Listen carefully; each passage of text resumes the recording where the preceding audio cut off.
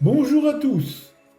Dans cette 20e vidéo, je vais continuer à vous parler de sagesse et particulièrement de deux auteurs, Rumi le Perse et Sakandari l'Égyptien. Jalal-ud-Din Rumi est un mystique musulman perse qui a profondément influencé le soufisme. Il est considéré en Orient comme un grand maître spirituel. La douleur et le remords sont l'annonce de la grâce et de l'amitié de Dieu.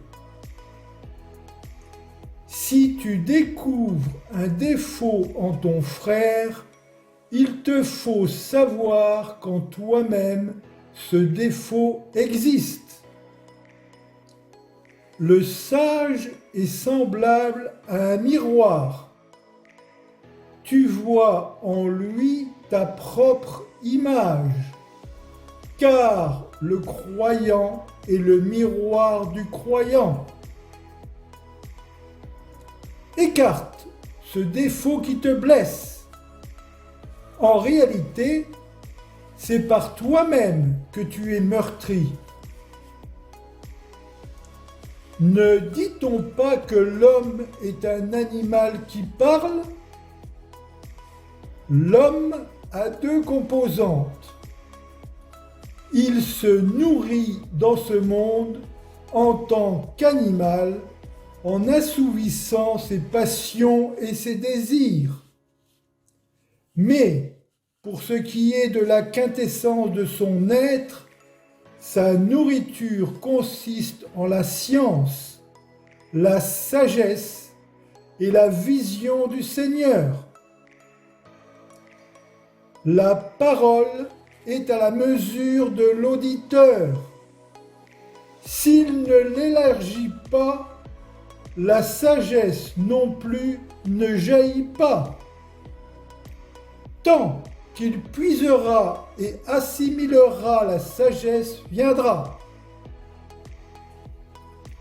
Si on dit du prophète sur lui le salut, qu'il était illettré, ce n'est pas parce qu'il était incapable d'écrire et d'étudier les sciences. Si on l'appela illettré, c'est que l'écriture, la science et la sagesse lui étaient innées et non acquises. N'enseigne pas la sagesse à celui qui n'en est pas digne.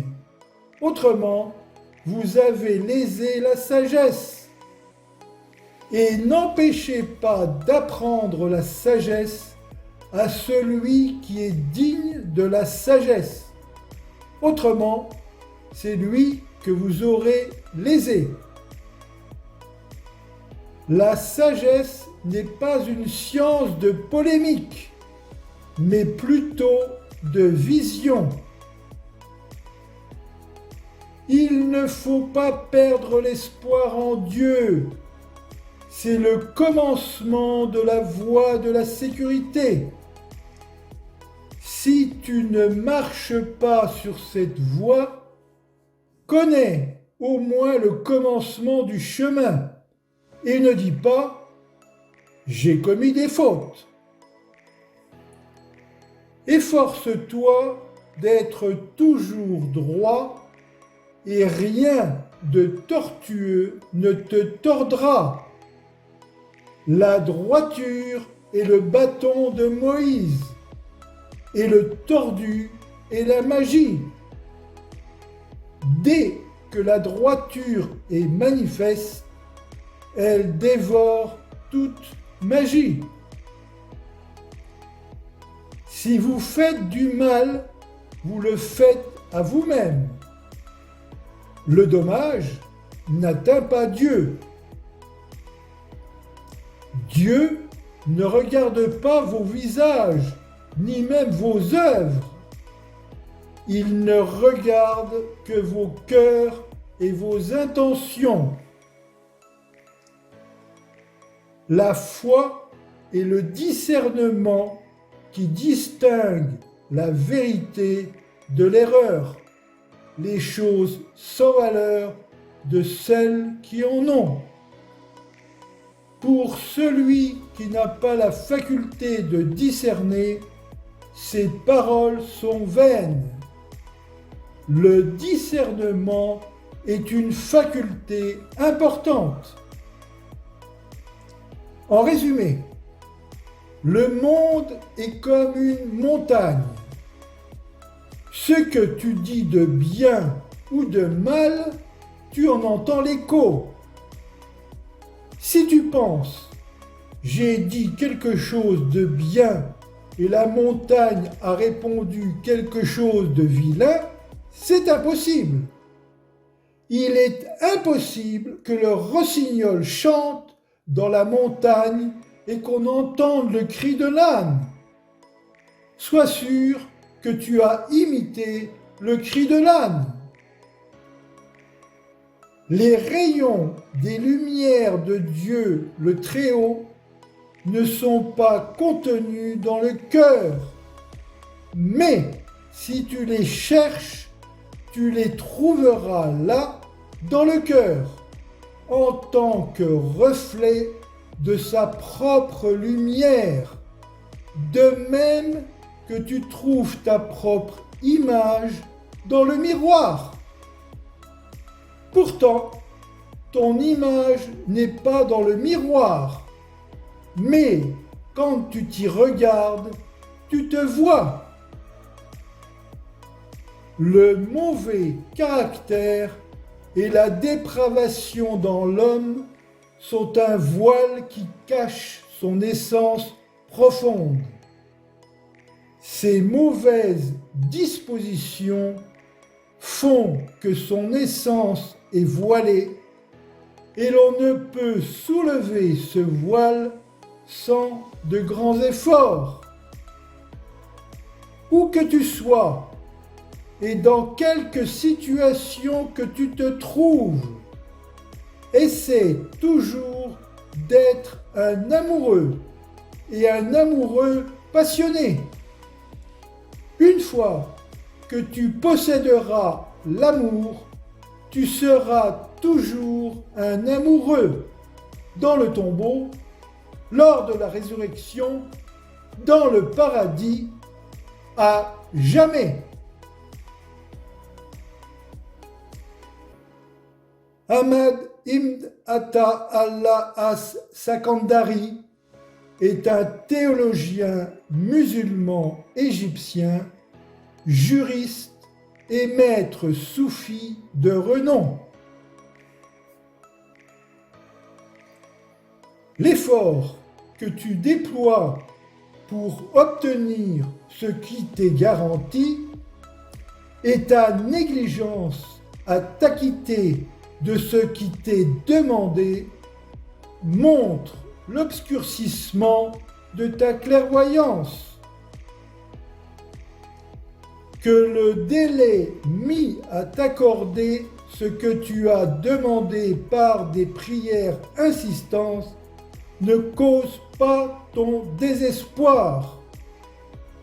L'exaucement de tes prières t'est garanti pour les choses qu'il a choisi de t'accorder, et non pas pour celles que tu as choisies pour toi-même. Et elles te seront accordées au moment où il veut, et non pas au moment que tu souhaites. Que ne te fasse pas douter de la promesse divine le fait qu'elle ne s'accomplit pas, même si le terme en est arrivé, afin que ce doute ne soit pas la cause d'une brèche dans ta clairvoyance et d'une extinction de la lumière sise dans le repli secret de ton cœur. Si Dieu t'ouvre un accès à la connaissance, muni de cette faveur, ne t'inquiète pas de la diminution de tes bonnes œuvres. En effet, Dieu ne t'a fait cette ouverture que parce qu'il veut se faire connaître de toi. Ne sais-tu pas que cette voie vers la connaissance est un don qu'il t'accorde? Quant à tes œuvres, ce sont des présents que tu lui fais. Les œuvres se différencient selon la diversité des états qui se présentent. Les œuvres sont des silhouettes dressées dont l'âme est la pureté d'intention.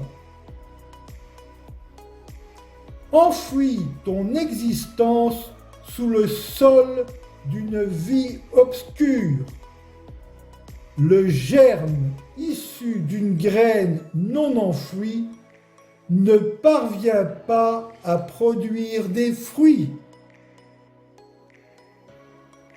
Rien n'est plus profitable au cœur que l'isolement. Par lui, il entre dans l'arène de la méditation.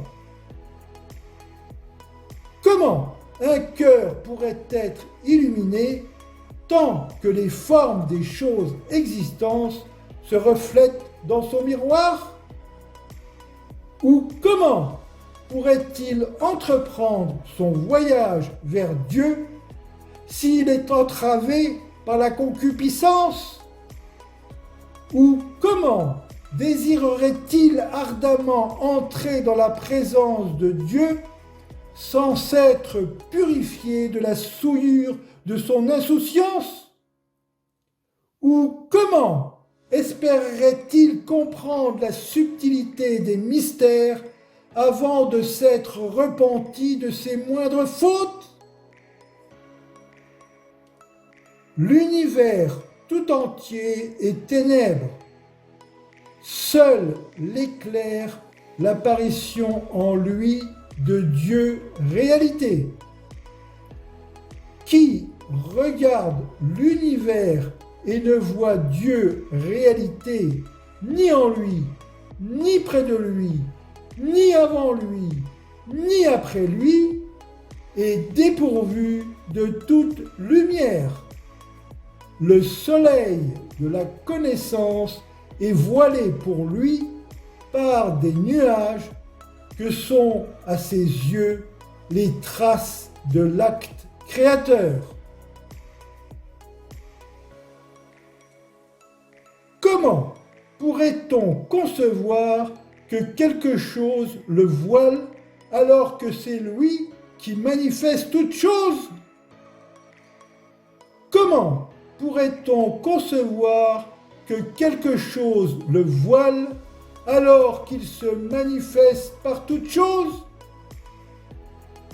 Comment pourrait-on concevoir que quelque chose le voile alors qu'il se manifeste en toute chose?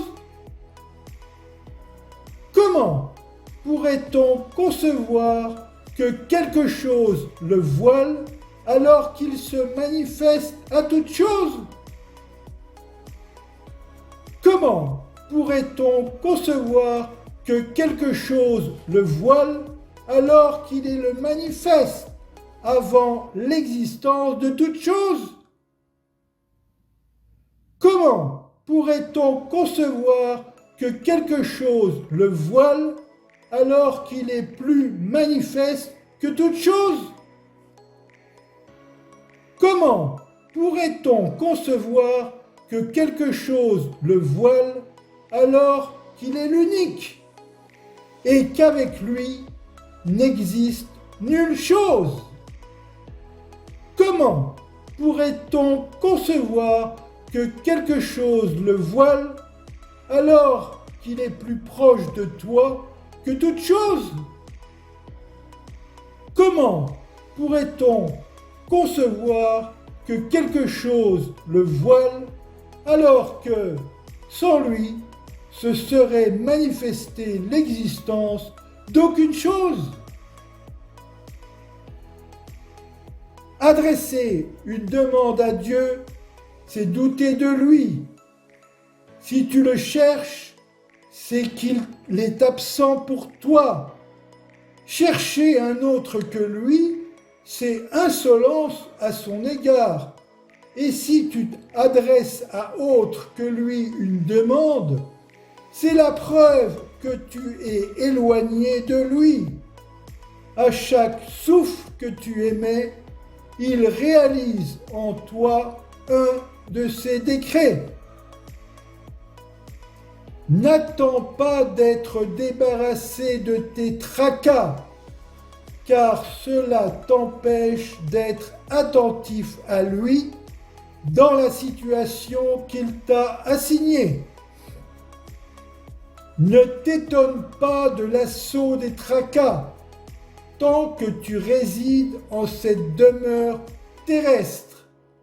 Celle-ci ne peut procurer que ce qui convient à sa nature et répond à sa qualité. Il n'y aura pas d'obstacle à l'obtention de ce que tu recherches en Dieu, mais difficilement tu obtiendras ce que tu recherches pour toi-même. Ce qui est caché dans le tréfonds du cœur apparaît dans les manifestations extérieures. Observer les défauts cachés en toi vaut mieux pour toi que scruter les mystères qui te sont voilés. Arrache-toi aux attributs de ta nature humaine qui s'opposent à ta qualité de serviteur parfait, afin que tu puisses répondre à l'appel de Dieu, réalité, et être proche de sa présence. La source de toute désobéissance, de toute négligence, de toute concupiscence, c'est le fait de n'être pas satisfait de soi-même. Ne prends pas pour compagnon celui dont l'état ne te stimule pas et dont les paroles ne te montrent pas la voie vers Dieu. L'un des signes de la mort du cœur, c'est l'absence de tristesse après avoir négligé l'accomplissement d'un devoir et l'absence de regret après avoir commis une faute. Nulle bonne œuvre n'a plus d'espoir d'être agréée de Dieu que celle que tu oublies et dont tu fais peu de cas. Dieu ne t'envoie l'inspiration qu'afin que par celle-ci tu t'avances vers lui. Il t'envoie cette inspiration pour t'affranchir de la main des altérités et te libérer de l'esclavage des choses créées. Il t'envoie l'inspiration pour te sortir de la prison de ton être vers le libre espace de la contemplation de Dieu. L'avilissement de l'âme est un arbre qui a pour semence la cupidité.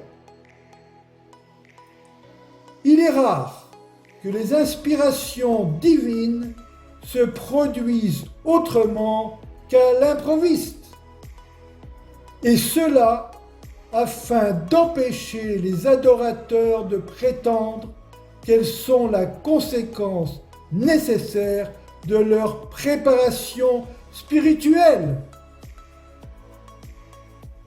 Si tu vois quelqu'un répondre à toutes les questions qu'on lui pose, exprimant toutes ses expériences, mentionnant tout ce qu'il a appris, conclut de là qu'il existe chez lui une certaine chose d'ignorance.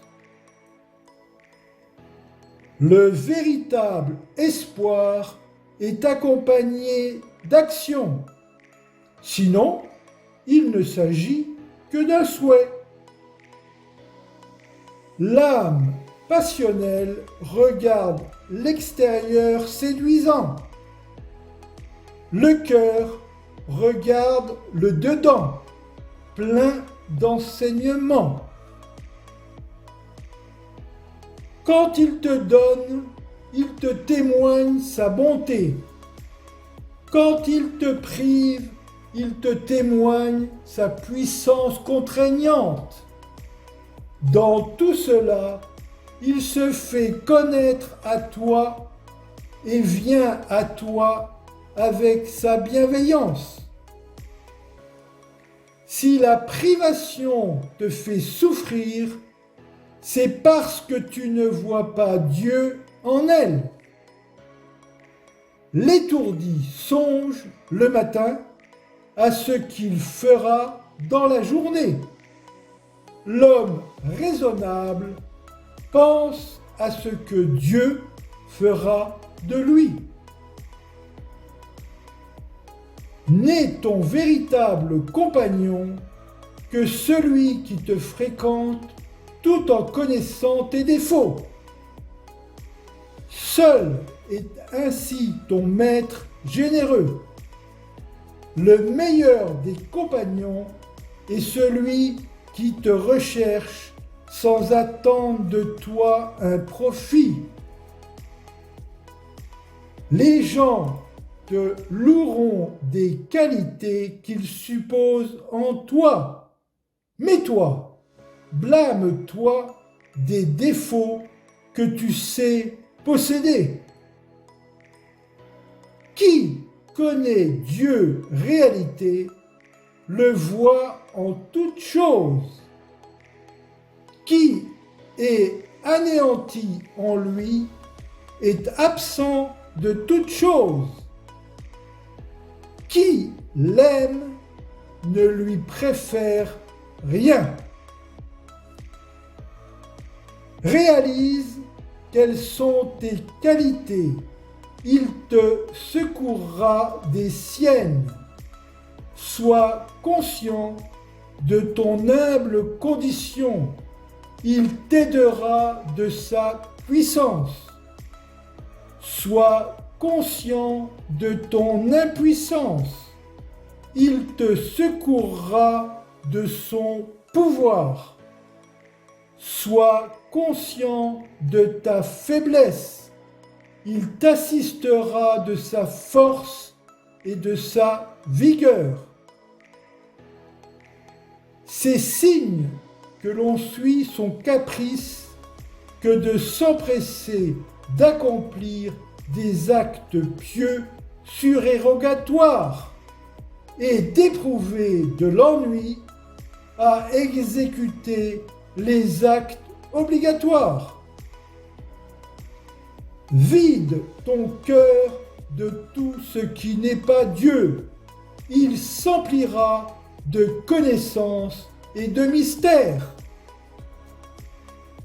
Ton désir de voir persister quelque chose d'autre que lui est la preuve que tu ne l'as pas trouvé. Ta tristesse d'avoir perdu quelque chose en dehors de lui est la preuve que tu n'es pas arrivé à lui.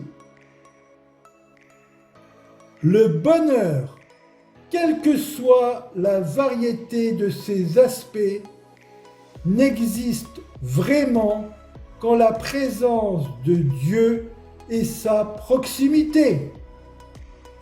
La souffrance, quelle que soit la variété de ses aspects, n'existe que par le voile qui le cache.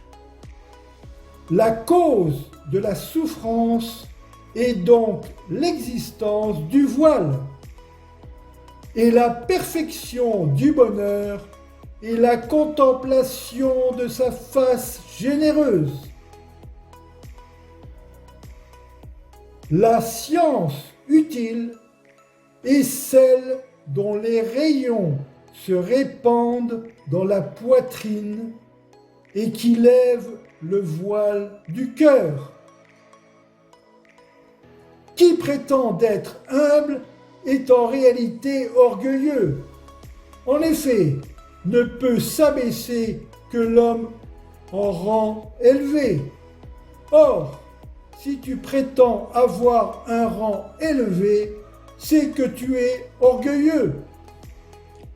Ce n'est pas humilité véritable que se considérer après s'être humilié comme au-dessus du rang choisi par soi-disant humilité.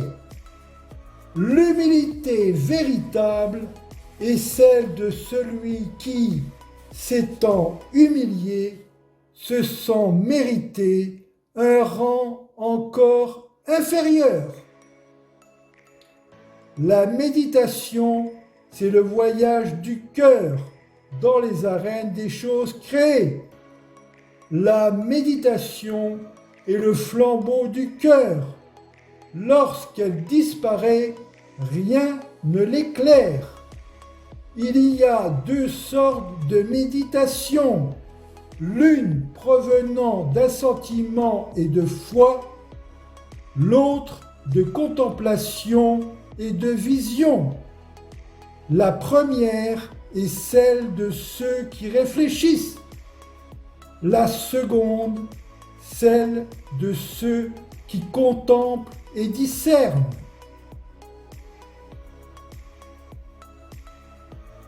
En cliquant sur mes livres à droite dans la bannière, vous découvrirez d'autres sujets d'enseignement, de réflexion scientifique, philosophique, spirituelle. Et je reste très fidèle à mes 3 S. S pour science, S pour sagesse et S pour spiritualité. Je vous remercie de votre attention.